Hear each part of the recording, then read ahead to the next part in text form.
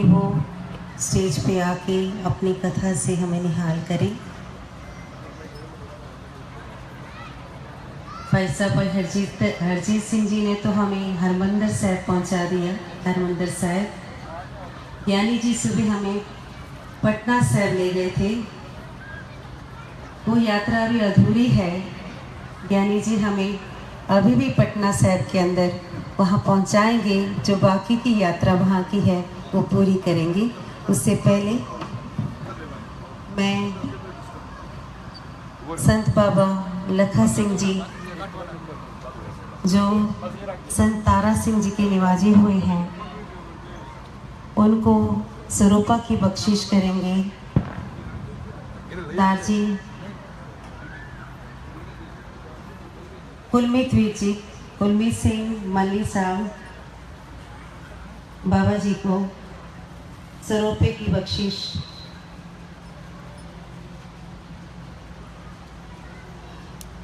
बाबा जी हमें बहुत अपने लगते हैं।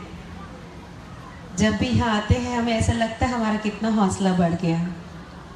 इनके आने से ही हमें एनर्जी मिल जाती है।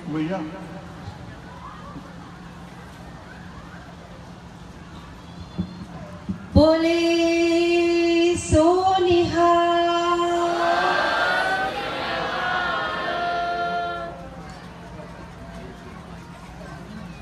हर किया कथा कहानियाँ गुरमीत सुनाइयाँ। वो मीत ही होते हैं अपने जो हरि की कथाएं सुनाते हैं। भाई साहब जी संगत ने निवेदन की है कि भी आप हिंदी में कथा कीजिए। वाहिगुरु जी का खालसा वाहिगुरु जी की फतेह।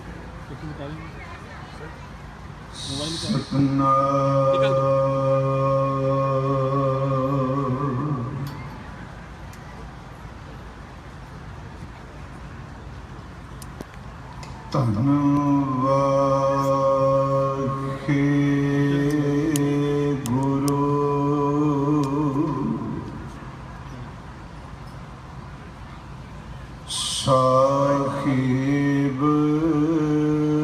जियो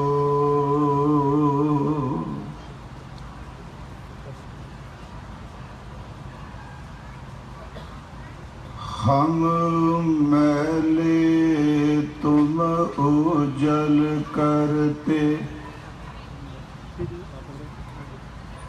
हम निर्गुण तुम दाता।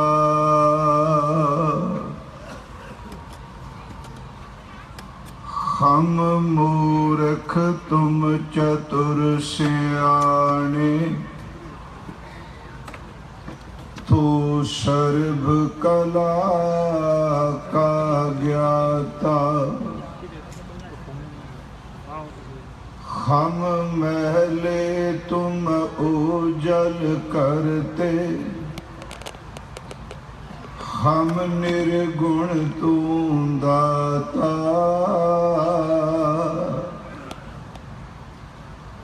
हम मूर्ख तुम चतुर सियाने,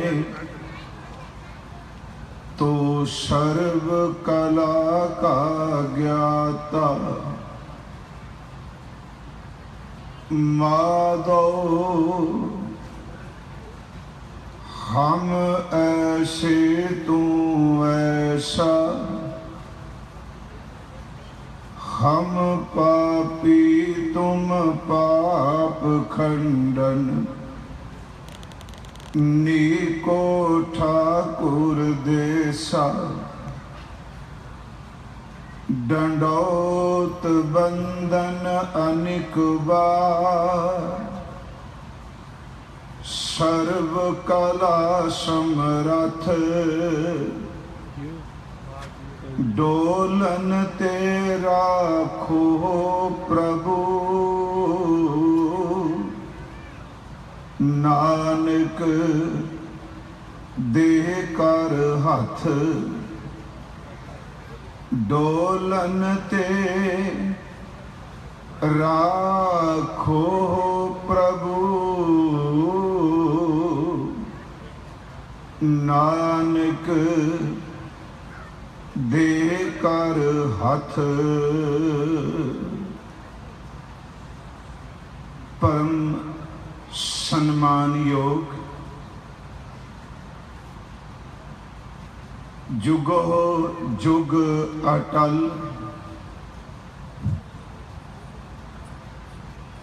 साहिब श्री गुरु ग्रंथ साहिब सच्चे पातशाह जी महाराज सतगुरां दे चरण शरण विच शोभाएमान गुरु सवारे सतसंगी जनों,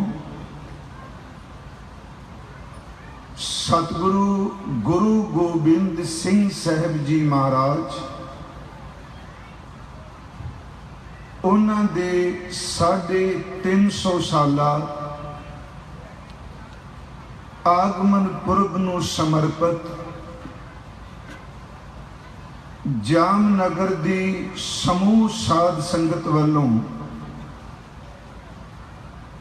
ये 2 विशेष गुरमत दीवान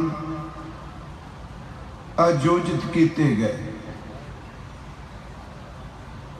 इन्हां दीवानां विच सरमौर पंथक कीर्तनीए भाई साहब भाई हरजिंदर सिंह जी श्रीनगर वाले, भाई हरजीत सिंह जी खालसा लुधियाने तो अमृत बचन कीर्तन आप जी नूं सरवण करा के गए। दोपहर के दीवान विच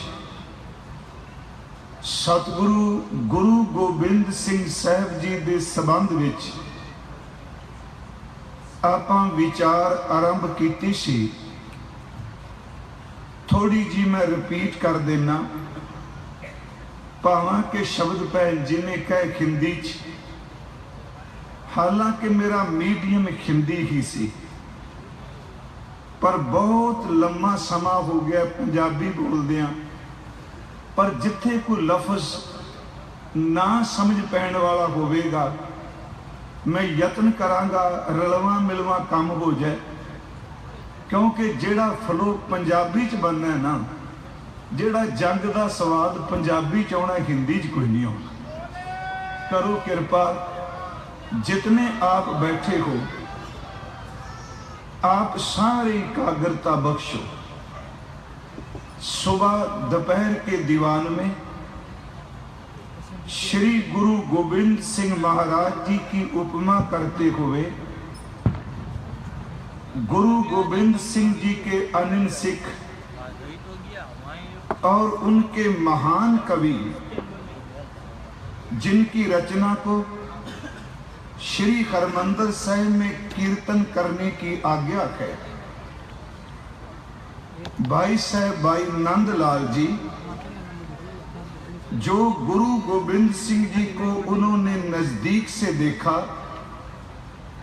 जो गुरु गोबिंद सिंह जी के नजदीकी से उन्होंने रूहानियत को माना, सुबह हमने उसका विवरण आपके साथ साझा किया था।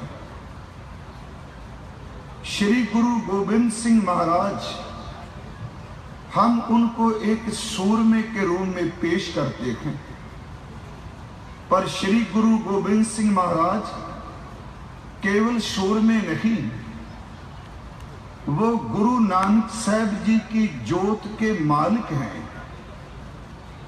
10वां गुरु नानक है गुरु गोबिंद सिंह जी, उनमें वही जोत विद्यमान है जो जोत गुरु नानक साहब, गुरु अंगद देव, गुरु अमरदास, गुरु रामदास 9 पातशाहियों में जिस ज्योत का उजाला था, वही प्रकाश, वही उजाला गुरु गोबिंद सिंह जी के अंतर है। सुबह दास ने एक बेनती की थी कि आम तौर पर संस्कृत के विद्वान ये कहते हैं कि बहादुर सूर में 4 प्रकार के होते हैं। एक कर्मवीर, दूसरा धर्मवीर, तीसरा युद्धवीर चौथा दानवीर, जो कर्म करने में बहादुर हो, जो धर्म कमाने में बहादुर हो, जो सच है युद्ध को बहादुरी से लड़ सके और जो दान करने में भी बहुत बहादुर हो। पर मैंने अर्ज किया था कि गुरु गोबिंद सिंह जी के सामने जो 4 शब्द भी कम पड़ जाते थे, वो केवल कर्मवीर, धर्मवीर, युद्धवीर एक एक गुण नहीं, गुरु गोबिंद सिंह जी में 4 ये गुण विद्वान के, वो कर्मवीर के, वो धर्मवीर के, वो दानवीर के, वो युद्धवीर के। और 2 शब्द मैंने अपने पास से लिए थे कि गुरु गोबिंद सिंह महाराज प्रेम वीर है और गुरु गोबिंद सिंह महाराज विद्या वीर भी। वो प्रेम के क्षेत्र में भी बहादुर हैं, सच है कि वो विद्या के क्षेत्र में भी बहादुर हैं। आओ ऐसे ही विचार में मैं अगे तोड़ सका। जे तुहानू इन्नी कोई हिंदी समझ पैंदी है ना कुते मैं सार जाऊंगा, मेरी बेनती है। जे संगत नूं इन्ना कुछ समझ पै रहा फिर ठीक है, मेरा भी सर जाएगा, तुहाडा भी सर जाएगा। पर मैं बेनती करा, हाँ मैनू दिन सिर्फ 5 चाहिए स्टडी वास्ते। गुरु ग्रंथ साहिब कृपा करे, चाहे फिर हिंदी बुला लो, चाहे पंजाबी, चाहे उर्दू, पर रब मेहर करे, कौमे नहीं। क्योंकि गुरु कृपा करन ते आवे ते गुंगियां तो कथा करा दिंदा। मेरे को तो जे जबान है, करो कृपा साध संगत। आप जिन्ने भी गुरुदेव के चरणों में बैठे हो, मैं कहांगा कथा करांगा जरूर, पर असीस तुसी बख्शो। इसका कारण कि तुसी मैनू गुरु ग्रंथ साहिब तो सिर्फ 2 फुट थले बिठाया है, अपने तो तुसी मैनू 4-5 फुट उच्चे बिठाया है। इस करके नहीं मेरी बॉडी करके, इस करके बिठाया मैं गुरु गोबिंद सिंह जी की गल सुनाने वास्ते है। गुरु घर में जे स्टेज उत्ती लगती है, इसका मतलब ये नहीं कि वो आदमी बहुत उच्चा है। इस घर दे विच तां उच्ची स्टेज लगती है क्योंकि तू उच्चे की गल कर लगा। मैं बेनती करांगा, आप मैनू असीस बख्शो, क्योंकि इसका कारण है बुलारा जितना मर्जी सियाना सूझवान होवे, पर सच ए वे जिन्नी देर तक बुलारे ऊपर संगत की बख्शिश ना होवे, वो कुछ नहीं बोल सकता, क्योंकि विच संगत हर प्रभ वसै जीओ। आप बख्शो असीस। मैं तुहाडे सन्मुख जिन्ने कुछ शब्द मेरे तो बोले गए मैं आप नाल सांझे करांगा। करो कृपा ते एकाग्रता बख्शो, क्योंकि सुबह आपने बहुत टिका बख्शे। 2 घंटे गुरु गोबिंद सिंह जी ने तरस किया साडे ते। मैं आप नाल विचार जितों छड्डी सी लड़ी उतों ही आरंभ करांगा, क्योंकि गुरु गोबिंद सिंह दी इस मृत मंडल की यात्रा सिर्फ 42 साल की है। 42 वर्ष केवल गुरु गोबिंद सिंह इस संसार में विचरे हैं, पर इतनी छोटी आरबला में आयु में जो कुछ गुरु गोबिंद सिंह जी ने मानवता को दे दिया, उसको 42 जन्म में भी बयान नहीं किया जा सकता। एक पंजाबी के शायर ने अपनी रचना में गुरु गोबिंद सिंह जी के बारे में जो 4 शब्द कहे, पंजाबी च मैं सुना देना। वो कहंदा, ओदे एक हथ बाज, ओदे दूजे हथ घोड़ा, ओदे एक हथ बाज, ओदे दूजे हथ घोड़ा, ओदी वाट बड़ी लंबी पर ओदा समा बड़ा थोड़ा। आओ ऐसे गुरु गोबिंद सिंह के चरणों नतमस्तक होइए, गुरु बख्शी फतेह स्वीकार करो और उच्चारण करो जी वाहिगुरु जी का खालसा, वाहिगुरु जी की फतेह। सतगुरु गुरु गोबिंद सिंह महाराज जी के जीवन में सबसे पहले जो शब्द दास ने चुना वो है प्रेम वीर। गुरु गोबिंद सिंह जी को जो प्यार करता है, गुरु गोबिंद सिंह जी उसको कितना प्यार करते हैं। सुबह पटना साहिब की वो घटना पंडित शिवदास जैसे विद्वान बुजुर्ग होने के बावजूद वो गुरु गोविंद सिंह जी के चरणों के बबरे हैं। राजा फतेह चंद मैनी और उसकी रानी विशंपरा देवी वो गुरु गोविंद सिंह जी को प्यार से अपनी गोद में बैठाती है और गुरु गोविंद सिंह उसकी पुत्र वासना को खत्म कर अपने आप को उसका बेटा बता देते हैं। गुरु गोविंद सिंह महाराज उन्होंने केवल ऐसे ही प्यार नहीं, क्योंकि गुरु ग्रंथ साहिब जी की वाणी में अगर किसी ने प्रभु की प्राप्ति करनी है, ईश्वर तक पहुंचना है, उसके लिए सबसे जरूरी है कि उसके दिल में परिपूर्ण परमात्मा प्रभु की मोहब्बत हो, उसके सीने में प्रभु का प्यार हो। श्री गुरु नानक साहब महाराज, क्योंकि सबसे पहले मैं ये पॉइंट शब्द प्रेम वीर गुरु नानक साहब जी की जपजी साहब की वाणी हम पढ़ते हैं। उन्होंने अपनी रचना में प्रश्नोत्तरी के रूप में कुछ वाणी उच्चारण की है।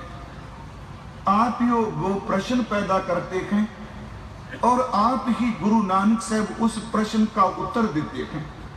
जैसे हम जपजी साहब की पहली पौड़ी के अंत में ये 2:17 ये 2 वचन पढ़ते हैं, किव सचियारा होई है, किव कूड़ा टुटा पार। हमारा अंदर अंतशः करण सचियार कैसे हो, हमारे और प्रभु के दरमियान जो झूठ की दीवार है, जो ईगो की खौंबे की दीवार है, वो कैसे टूटे। और गुरु नानक साहब इस प्रश्न का उत्तर देते हैं, किव सचियारा होई है, किव कूड़ा टुटा पाल, हुक्म रजाई चलना नानक लिखा नाम। उस मालिक की रजा में, उसके हुक्म में चलना, जो हुक्म उसने जीव के पैदा होने से पहले ही साथ में लिख दिया। गुरु नानक साहब जी की एक पौड़ी है कि परिपूर्ण परमात्मा की बोली क्या है। ध्यान से सुनना, क्या हम संस्कृत में बोले तो प्रभु हमारी बात सुनेगा? क्या कोई आदमी अरबी में बोले, फारसी में बोले, स्पेनिश में बोले, इंग्लिश में बोले, इटालियन में बोले, उर्दू में बोले, क्या कोई आदमी पंजाबी में बोले, भगवान की बोली क्या है? वो कौन सी बोली में बात सुनते हैं? गुरु नानक साहब ने इसका उत्तर दिया। महाराज जी ने फरमाया कि परमात्मा की बोली इंसान के बने हुए केवल लफ्ज नहीं, प्रभु की बोली तो केवल प्रेम है। जो अपने अंतर आत्म में प्रभु के लिए प्रेम रखता है, वो जबान से जो भी शब्द बोलेगा प्रभु वो स्वीकार करेगा। ऐसा भी है जिन लोगों की जबान ही नहीं, जो गूंगे हैं, जो बहरे हैं, सुन नहीं सकते, परमात्मा तो उनकी भी आवाज सुनता है जिनके मुंह में, गले में आवाज भी नहीं। क्योंकि अगर आपके अंतःकरण में, अंतर आत्मा में प्रभु का प्यार है, आप जो भी जबान से शब्द बोलेंगे वो प्रभु के दर पे स्वीकार होंगे। उसकी बोली केवल प्रेम है। मैं अर्ज कर रहा हूं कि गुरु गोविंद सिंह महाराज प्रेम वीर हैं। गुरु नानक साहब जी के अमृत बोल हैं, साचा साहिब साच नाए भाख्या पाओ अपार। साचा साहिब मीन्स के परिपूर्ण परमात्मा वह गुरु मालिक सच है, उसका इंसाफ, उसका नाम भी सच है। और परमात्मा की जो बोली है, जो समझता है, गुरु नानक साहब फरमाते हैं कि भाख्या पाओ अपार। प्रभु की बोली तो केवल प्रेम है। जो भी उससे प्रेम से पुकारेगा प्रभु उसकी आवाज को जरूर सुनता। थोड़ा सा इस बात फिर मैं गुरु ग्रंथ साहब के अंतर से, वाणी में से कुछ बेनती करूं। आप आशा की वार का कीर्तन रोज सुबह दरबार साहब अमृतसर से सुनते हैं।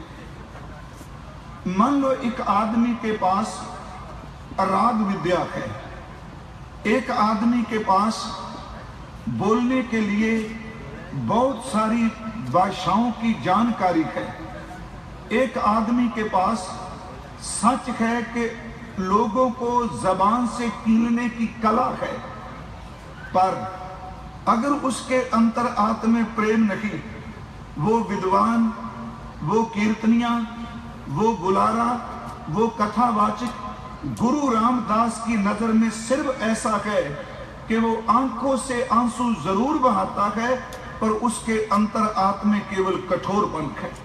गुरु रामदास जी के अमृत बोल हैं, कोई गावे रागी नादी बेदी बहु पांत कर, नहीं हर हर पीजै राम राजे, जिना अंतर कपट विकार है तिना रोए क्या कीजै। अगर उसके अंतर आत्मे में कपट है पर वो राग से गा रहा है, उस गाने का कोई अर्थ नहीं।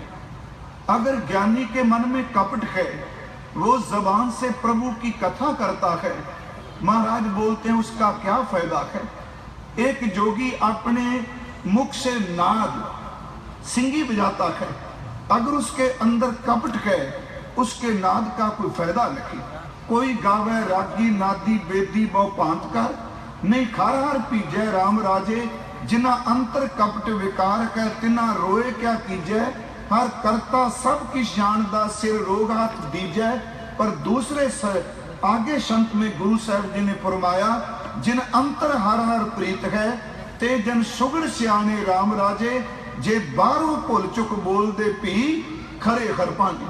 जिनके अंतर आत्मे में प्रभु की प्रीत है, परमात्मा का प्यार है, अगर वो अपनी जबान से सही भी उच्चारण ना करें, वो अपनी जुबान से गाने में बेसुरे भी हो जाएं, तो भी प्रभु को परवान है, क्योंकि उनके अंतर आत्मे में कपट नहीं, उनके अंतर आत्मे केवल भगवान का प्यार ही भरा हुआ है।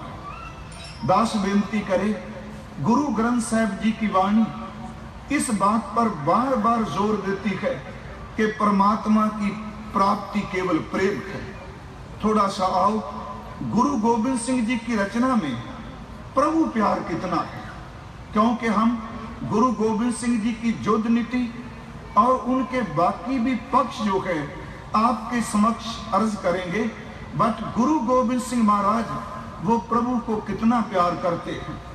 आप गुरु गोविंद सिंह की वाणी जाप साहब पढ़ते हैं। जाप साहब हमारे नित्य नेम की दूसरी वाणी है। जाप साहब का पाठ जब अमृत संचार किया जाता है, उस वक्त भी जाप साहब पढ़ा जाता है। गुरु गोविंद सिंह महाराज उन्होंने अपनी रचना से जो जाप साहब की वाणी पौंटा साहब की जमीन पर उच्चारण की है। जाप साहब की वाणी में 199 ये पदे हैं। 22 संतों की गुरु गोविंद सिंह महाराज जी ने जाप साहब की वाणी में बरतों की है, और खास सिर्फ 10 संत हैं जो रिपीट होते हैं। हम छपे संत शुरू करते हैं और भुजंग प्रयात संत उस पर समाप्ति होती है। जाप साहब की वाणी में गुरु नानक साहब गुरु गोविंद सिंह महाराज आरंभ में शुरुआत में सबसे पहले ये बताते हैं कि मैं किसको नमस्कार करने वाला हूं, क्योंकि जाप साहब की वाणी में 4 शब्दों की वर्तों गुरु गोविंद सिंह जी ने बहुत बार की। एक नमस्तवन, दूसरा नमस्तन, तीसरा नमस्तस्त और चौथा शब्द उन्होंने नमो वर्ता है। नमस्तवन, नमस्तन, नमस्तअस्त और नमो, जो नवदा भक्ति है, 9 प्रकार की प्रभु की भक्ति है। दरअसल नवदा भक्ति में नमस्कार एक भक्ति है। हम सभी गुरु जी के दरबार में आए, हमने अपने हाथ जोड़े और गुरु ग्रंथ साहब जी के सन्मुख हम नतमस्तक हुए, नमस्कार किया, माथा टेका। इस माथे टेकने का, नमस्कार करने का मतलब क्या है? हमारी बॉडी का जो ढांचा है, स्ट्रक्चर है, वो गुरु ग्रंथ साहब जी के सामने झुका। याद रखना, परमात्मा की इबादत में, प्रभु की बंदगी में, परमात्मा के चिंतन में, प्रभु के रिझाने में, प्रभु के सन्मुख होकर नमस्कार करनी, ये एक बहुत बड़ी भक्ति है। हम नमस्कार क्यों करते हैं? ये ऐसा नहीं कि हमारा हड्डियों का ढांचा गुरु ग्रंथ साहिब जी के सन्मुख झुक गया। दरअसल जब हम नमस्कार करते हैं, इसका मतलब ये है, एक है, हे मेरे सतगुरु, हे मेरे प्रभु, हे मेरे ईश्वर, हे मेरे भगवान, हे मेरे अल्लाह, मैं अपना सब कुछ तेरे को समर्पण करता हूं। नमस्कार करने का मतलब ये है कि अपना सब कुछ ही गुरु के चरणों में भेंट कर दे। सोहला साहब गुरु रामदास जी का एक वचन है जिसको हम कीर्तन सोहला बोलते हैं। गुरु रामदास जी ने फरमाया कि जिस आदमी को गुरु के पास आकर 2 कर्म करने की जांच आ जाए, सच है कि इससे बड़ा और कोई कर्म नहीं। सबसे पहले उसको गुरु के सामने हाथ जोड़ने की जांच आए, दूसरा उसको गुरु के सामने नमस्कार माथा टेकने की जांच आ जाए। हम गुरु रामदास जी के वचन शब्द रोज पढ़ते हैं कि काम क्रोध नगर बहु भरिया, मिल साधु खंडल खंडा है, पूर्व लिखत लिखे गुरु पाया, मन हरलिव मंडल मंडा है, कर साधु अंजलि। अंजलि मीन्स, वैसे हम अंजलि को बोलते हैं वो करना, पर हाथ जोड़ना। कर साधु अंजलि पुण्य वड्डा है। जितने भी पुण्य तू करता है, सबसे बड़ा पुण्य ये है कि तुझको अपने गुरु के सामने हाथ जोड़ने की जांच आ जाए। मैं बस एक विनती करनी चाहता हूं, गुरु गोविंद सिंह महाराज नमस्कार शब्द क्यों जाप साहब में बार रिपीट करते हैं? इसका कोई मतलब है? ये वैसे नहीं कि गुरु गोविंद सिंह जी ने लिख दिया। जब हम नमस्कार हाथ जोड़ते हैं, ये एक प्रभु की भक्ति है। हाथ वहां जोड़ा जाता है जिसके सामने समर्पण को। हम कभी भी गुरु के सामने झुकते हुए अपनी मुट्ठी बंद नहीं करते। मुट्ठी बंद करना कपट का प्रतीक है। जब हम हाथ खोल के दोनों हाथ जोड़ देते हैं, इसका मतलब ये है, हे सतगुरु, मैंने कुछ भी छिपाया नहीं, अपनी मुट्ठी खोल के अपने हाथ तेरे को समर्पण करने आया। मेरे हाथ में कुछ भी नहीं, मेरे हाथ में कुछ ताकत नहीं। नमस्कार कर साधु अंजलि पुण्य वड्डा है। दूसरा शब्द गुरु रामदास जी का कर दंडौत पुण्य वड्डा है। दंडौत का लफ्जी अर्थ है कि डंडे की तरह। थोड़ा सा इस शब्द को ध्यान से सुनना। एक होता है अष्टांग, एक शब्द है दंडौत।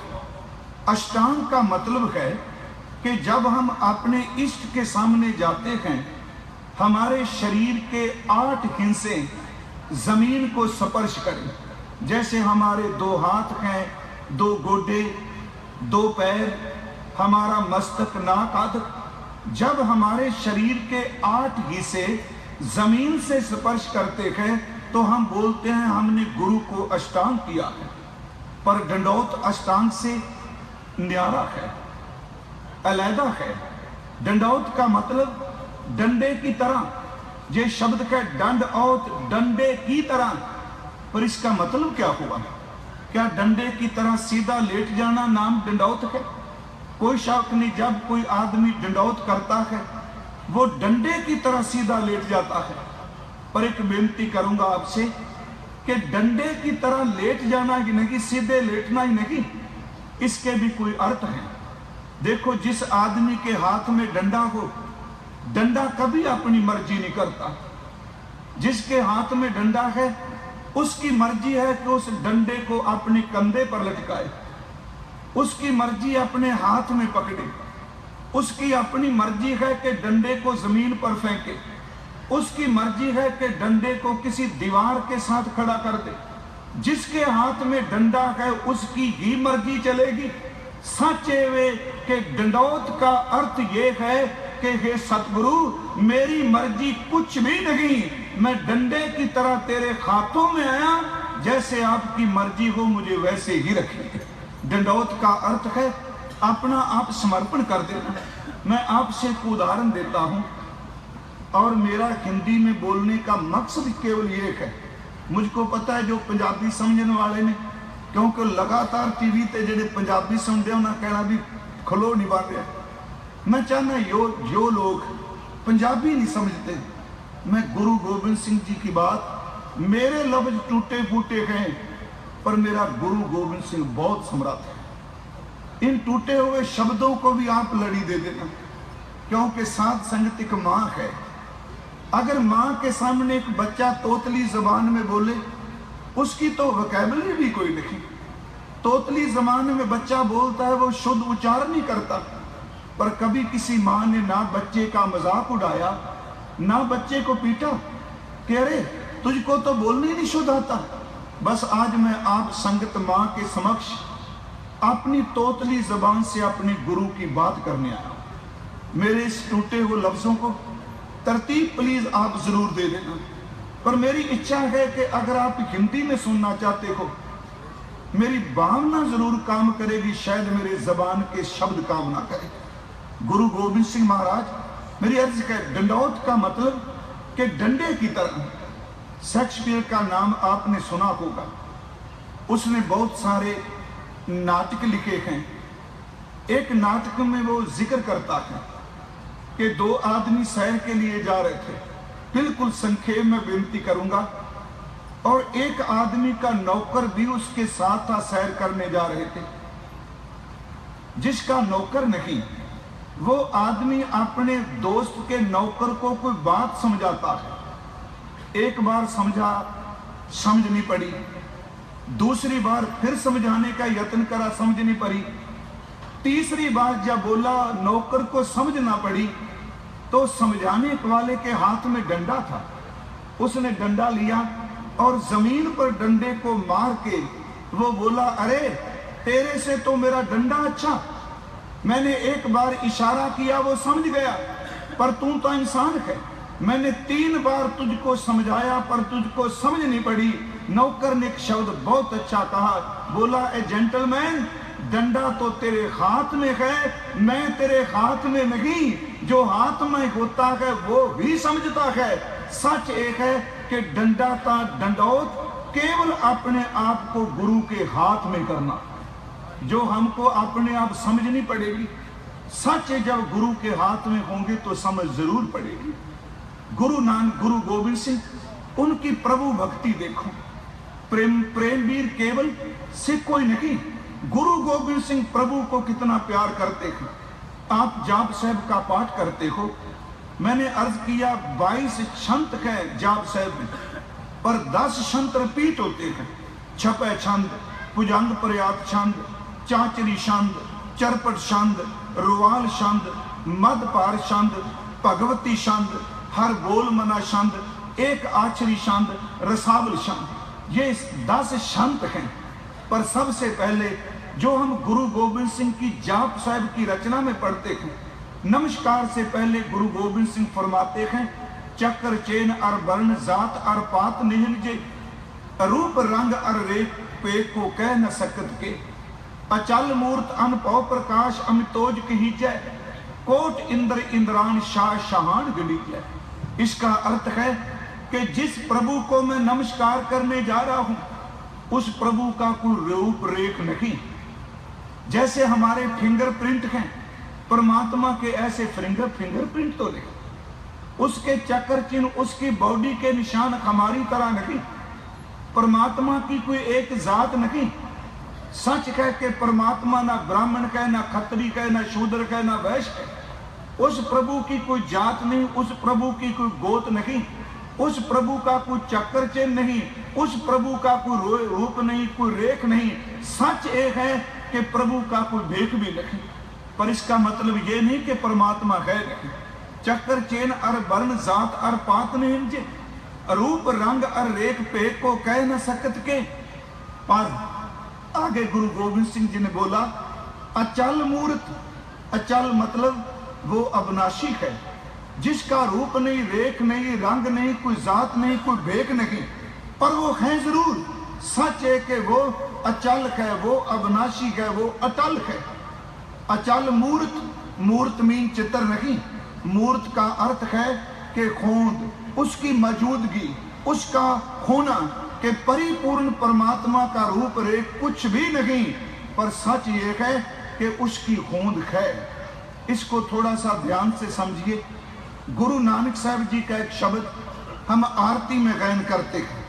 वैसे कीर्तन सोहला में भी इसका पाठ किया जाता है। गगन में थाल रव चंद दीपक बने, उस शब्द में आप ध्यान से ये गुरु नानक साहब जी के बोल पढ़ना। हे प्रभु, तुम्हारी कोई आंख नहीं, क्योंकि आपका तो चक्र चिन्ह कोई नहीं। इंसान की 2 आंखें हैं, आपकी कोई आंख नहीं। पर साथ में बोले हाँ कोई आंख नहीं, पर तेरी हजारों आंखें हैं। हे प्रभु, आपका कोई पांव नहीं, साथ में बोले नहीं आपके पैर पांव मैल से रहत हैं और हजारों पांव हैं आपके। हे प्रभु, आपकी कोई नासका नहीं, नाक नहीं, साथ में बोले नहीं हजारों नाकों में तो सुगंधी गिरा। यहां पर एक समस्या होगी। सहस तव नैन नन नैन कह तोहे को, सहस मूर्त नन्ना एक तो ही, सहस पद विमल नन एक पद गंध बिन, सहस तव गंध इव चलत मोही। इसको ध्यान से सुनना। सर्व व्यापकता में देखेंगे, हर नेत्रों में प्रभु ही देख रहा है। अगर उसका एक नेत्र मुकर्रर करेंगे प्रभु ये है वो नहीं, उसका अपना एक भी नेत्र नहीं। पर सच ये है कि प्रभु सभी नेत्रों में झांक रहा है। परमात्मा सभी कानों से सुन रहा है, परमात्मा सभी पांवों से चल रहा है। जितने भी इंसान हैं, गुरु गोविंद ग्रंथ साहिब जी के मुताबिक हर एक शरीर में परमात्मा की ज्योत विद्यमान है। देखता भी वो है, सुनता भी वो है, बोलता भी वो है, चलता भी वो है। गुरु ग्रंथ साहिब जी ने इसको स्वीकार किया है। मैं विनती करूंगा, गुरु गोविंद सिंह किसको प्यार करते हैं? अचल मूर्त अनभव प्रकाश। गुरु गोविंद सिंह बोलते मैं उसको नमस्कार करने जा रहा हूं जिसको प्रकाश की जरूरत नहीं। ये लाइट हमको प्रकाश, ये बल्ब, ये ट्यूब हमको प्रकाश देते हैं, पर याद रखना इसका अकेली का कोई वजूद नहीं। ये किससे प्रकाश ले रही है? जहां से प्रकाश आ रहा है वो किसी और से एनर्जी ले रहा है। पर गुरु गोविंद सिंह बोलते हैं मेरे परमात्मा को किसी से एनर्जी लेने की कोई जरूरत नहीं। जिसको मैं नमस्कार करता हूं वो खुद सहभाग अनभव प्रकाश, उसका अपना ही सुते सिद्ध प्रकाश है। वो किसी प्रकाश का मोहताज नहीं, उसको किसी से हेल्प की जरूरत नहीं, उसको कोई जरूरत नहीं। वो प्रकाशमान है, अनभव प्रकाश, अमितोज, ये 3 शब्द हैं। अमित ओज। अमितोज, ओज मीन्स उसका बल, उसकी ताकत, उसका तेज। परिपूर्ण परमात्मा का इतना तेज है, दुनिया का कोई भी पैमाना परमात्मा की शक्ति का अंदाजा नहीं लगा सकता। इसको फिर ध्यान से सुनना। परमात्मा की ताकत का कौन अंदाजा लगाएगा? गुरु ग्रंथ साहिब जी ने एक वचन कहा है, कहने उसका ओज इतना है, एक आदमी रात के समय बादशाह है, अगर वो चाहे तो सुबह से बुखारी कर दे। एक आदमी रात को भीख मांग कर सो रहा है सड़क पे, अगर परमात्मा चाहे तो उस भिखारी को सुल्तान बना दे। उसका तेज इतना है। एक आदमी दिन रात पाप करता है, प्रभु चाहे उस पापी को ब्रह्म ज्ञानी बना दे। याद रखना उसका ओज इतना है, वो चाहे तो विद्वान को भी मूर्ख बना दे, क्योंकि परमात्मा की शक्ति का कोई अंदाजा नहीं। गुरु ग्रंथ साहिब जी का बोल है कि जलते थल कर थलते कुआं, कूबते मेर करावे, धरती ते आकाश चढ़ावे, चढ़े आकाश गिरावे, पेखारी ते राज करावे, राजा ते पेखारी, खल मूर्ख ते पंडित करबो पंडित ते मुगदारी। गुरु गोविंद सिंह उस हस्ती को मानते हैं, पूजते हैं, जिसको गुरु नानक साहब जी ने एक ओंकार बोला। मैंने इसलिए ये सब्जेक्ट छुआ है क्योंकि हम इसके अर्थ ये मत करो कि गुरु नानक साहब और है और गुरु गोविंद सिंह और है। नहीं, गुरु गोविंद सिंह में तो गुरु नानक बोलता है, गुरु गोविंद सिंह में तो गुरु नानक का प्रकाश है। वो बोलते हैं मैं उस प्रकाश को बोलता हूँ जिसको गुरु नानक साहब मूल मंत्र में बोलते हैं अकाल मूर्त, उसको गुरु गोविंद सिंह बोलते हैं अनकव प्रकाश अचल मूर्त। जिसको अकाल मूर्त बोला उसको गुरु गोविंद सिंह जी ने अचल मूर्त बोला। अमितोज की जय, उसकी ताकत का कोई अंदाजा नहीं। कोट इंद्र इंद्रान, इंद्र जैसे करोड़ों करोड़ों देवते उस परिपूर्ण परमात्मा के सामने झुकते हैं। कोट इंद्र इंद्रान, शाह शाहान गणिजय, शाहों के शाह उस परिपूर्ण परमात्मा के सामने दंडौत करते हैं। त्रय पवन में ही 3 भवन, स्वर्ग मछ प्याले, 3 भवनों के जो राजे हैं, महाराजे हैं, जो शक्तिशाली आदमी हैं, देवते, दैत्य और मनुष्य, हर इंसान कोई भी शक्ति रखता है, वो 3 भवनों के राजाओं के समेत उस परिपूर्ण परमात्मा के सामने नमस्कार करते हैं। त्रय पवन में ही सुर नर असुर नेत नेत बन तृण कहत, हे प्रभु आपको जंगल के तिनके भी नेत नेत बोलते हैं। जो संस्कृत पढ़ते हैं उनको पता है, नेत शब्द का अर्थ है ना इति, इति मीन्स समाप्ति, ना इति नेत, जितना मैंने बोला ये समाप्त नहीं, इससे भी आगे है। नेत नेत बन तृण कहत, बन मीन्स जंगल वृक्ष, तिन का अर्थ तिनके, जंगल के तिनके जब हवा चलती है तो गुरु गोविंद सिंह जी फरमाते हैं कि जंगल के वृक्ष की शाखाओं से जो आवाज निकलती है, पत्तों में भी मेरा भगवान ही बोल रहा है। त्रय पवन में ही सुर नर असुर नेत नेत बन तृण कहत, तब सर्वनाम कथा कवन, तेरे सारे नाम को कौन बयान कर सकता है। तब सर्वनाम कथा कवन, कर्म नाम वर्णत समात, तेरे कर्मों को देखकर मैंने तेरे नामों को पुकारा है। गुरु गोविंद सिंह जाप साहब के पहले संत में सिर्फ उस परमात्मा का परम शक्ति का जिक्र करते हैं जिसको वो नमस्कार करने जा रहे हैं। उससे आगे वो नमस्कार करते हैं, नमस्तवंग अकाले, मेरी नमस्कार है प्रभु क्योंकि आपके ऊपर समा असर नहीं करता। नमस्तंग कृपाले, नमस्कार है आप कृपालु हो। नमस्तंग आकाए, हे प्रभु तेरी हमारी तरह काया नहीं। नमस्तंग आ जाए, तुझको किसी माँ ने जन्म नहीं दिया, ना ताता है, ना माता है, ना जाता है, ना पाता है, निर्साकंग शरीक है। तेरी कोई माँ नहीं, तेरा कोई बाप नहीं, क्योंकि यहाँ पर निर्गुण परिपूर्ण परमात्मा की ही केवल इबादत है। गुरु गोविंद सिंह एक लफ्ज को 1101 बार, फिर बेनती है 1101 बार जाप साहब में गुरु गोविंद सिंह जी ने अकाल पुरख परिपूर्ण परमात्मा की सिफत की है, उसको नमस्कार की 1101 नाव से उस परिपूर्ण परमात्मा को पुकारा है। थोड़ी सी आप एकाग्रता बख्शना। गुरु गोविंद सिंह जी, देखो उनकी वाणी में एक वचन है, जब गुरुदेव पोंटा साहब में पहुंचे तो उन्होंने अपनी वाणी का बहुत हिस्सा पोंटा साहब की जमीन पर उच्चारण किया। वहां कवि दरबार भी लगते थे। गुरु गोविंद सिंह महाराज उनकी अकाल उस्तत की वाणी का हम पाठ करते थे। उन्होंने एक लफ्ज अपनी वाणी में बहुत वर्ता है, तू ही, तू। इस शब्द की बहुत बार गुरु गोविंद सिंह जी ने अपनी रचना में वरतो की। इस शब्द को बहुत बार बोला।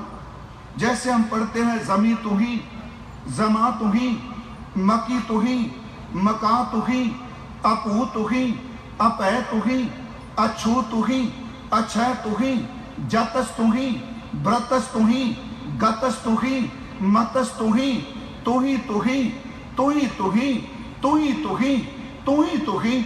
गुरु गोविंद सिंह जी ने 6 घंटों में 16,000 बार उस परिपूर्ण परमात्मा को तू ही तू ही तू ही तू ही कह के पुकारा। फिर बात सुनना, 16,000 दफा अकाल पुरख को तू ही पुकारा। आम आदमी सोचेगा इसमें क्या है, तू ही का क्या फायदा। याद रखना, इस धरती में जो भी आदमी है, ज्यादातर इंसान सिर्फ मैं और मेरी में जीता है। जब बोलेगा मैं, मेरा, सच है कि अहंकार में फंसा हुआ आदमी, ईगो में फंसा हुआ आदमी जब भी बोलेगा मैं मेरा ही बोलेगा।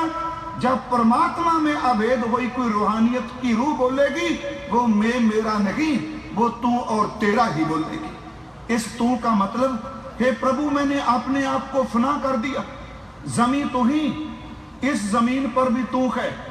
जमा तू ही, आकाश पर भी तू है। मकी तू ही, मका तू ही, इस संसार के घर भी तू है, घर में रहने वाला भी तू है। जमी तू ही, जमा तू ही, मकी तू ही, मका तू ही, अपू तू ही। तेरा जन्म